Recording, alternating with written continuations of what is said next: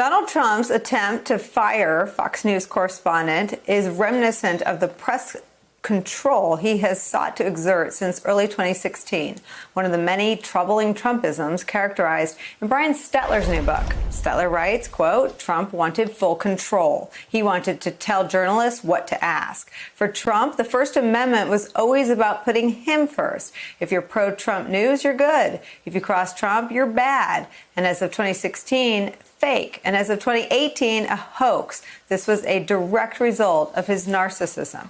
Joining us now, a special occasion, a special guest, Brian Stelter, author of the new book, Hoax, Donald Trump, Fox News, and the Dangerous Distortion of Truth. I am a big fan of your newsletter, of your show, of your Twitter feed, and of your book. Thank you for spending some time. And I know book tours can't be manufactured in any way, but it seems like this story is exactly what you report around and about. Talk about it.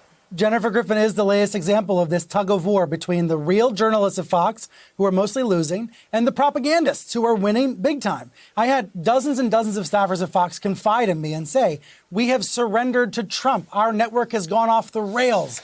They say it's the same thing that's happened in the Republican Party, but it's happened on television. And there are folks like Jennifer Griffin fighting the good fight, doing their jobs, reporting, and then they're getting trashed by others on the network. It is ridiculous, Nicole. It wouldn't happen anywhere else. But it happens at Fox. This is a lack of leadership. When Jennifer Griffin's reporting came out on Friday, I had a Fox on-air star text me and say, so what's going to happen now? Will Fox trust their reporter, or will they keep dumping all over the story? And unfortunately, I replied and said, we both know the answer. We know how this goes. The propaganda wins, the news loses. Let's just say Jennifer Griffin had a pretty tough weekend. It's been awkward for her at work, at least virtually, given this pandemic, in recent days. Brian, I have so many questions, but first, who's filled the vacuum after Roger Ailes' death? I mean, who creates that culture for Jennifer Griffin? Yeah. It definitely comes from the Murdochs, and it comes from the Murdochs' choices not to fill the vacuum, not to have a strong sense of leadership. What happens is, if you ask people who's in charge, people point fingers in different directions. They blame various executives for not having accountability for the talent, for allowing conspiracy theories and crazy talk on the air. And so the blame is shared. It is widely shared. But you've got to look at the top, to Rupert Murdoch and his son Lachlan. Lachlan is the CEO of Fox Corporation. The buck should stop with him. But look, the bucks are too good. $2 billion in profits. That's what he's focused on. Brian, the power's always been held by the primetime anchors. And I don't know that there's a point in Fox's history when they've been so distinct. And they've never been close. But talk to me a little bit about Tucker, Sean, and Laura. Yeah, Tucker's monologues sound like 2024 presidential campaign practice. I think he's thinking post-Trump. Hannity certainly is there as Trump's defender, his loyal ally, even though he's calling him names in private. And then Laura Ingraham is really a White House press secretary, but on TV, guiding the president, trying to give him communications advice that he usually ignores. She's also been at the White House pushing hydroxychloroquine. You know, a lot of the problems of this pandemic can be traced back to this Trump-Fox feedback loop and how they hurt each other when they try to help each other.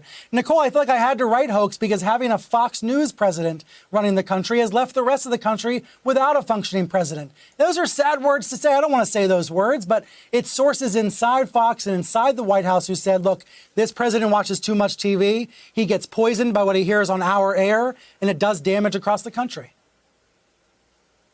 Do you get the sense that any of them feel bad? I mean, they certainly, at the beginning, they fired Trish Regan for her lies about COVID. I think the person in the segment with her is the current White House press secretary. Yes, that's right. But do they feel bad about putting out disinformation or lies about national security or about a global pandemic?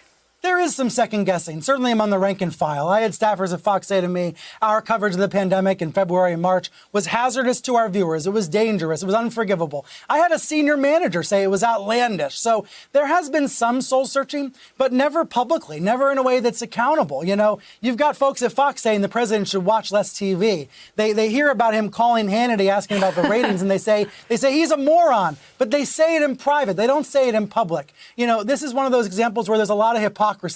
I think some of the people who know Trump best work at Fox News, but they don't tell us what they know. Hey there, I'm Chris Hayes from MSNBC. Thanks for watching MSNBC on YouTube. If you want to keep up to date with the videos we're putting out, you can click subscribe just below me or click over on this list to see lots of other great videos.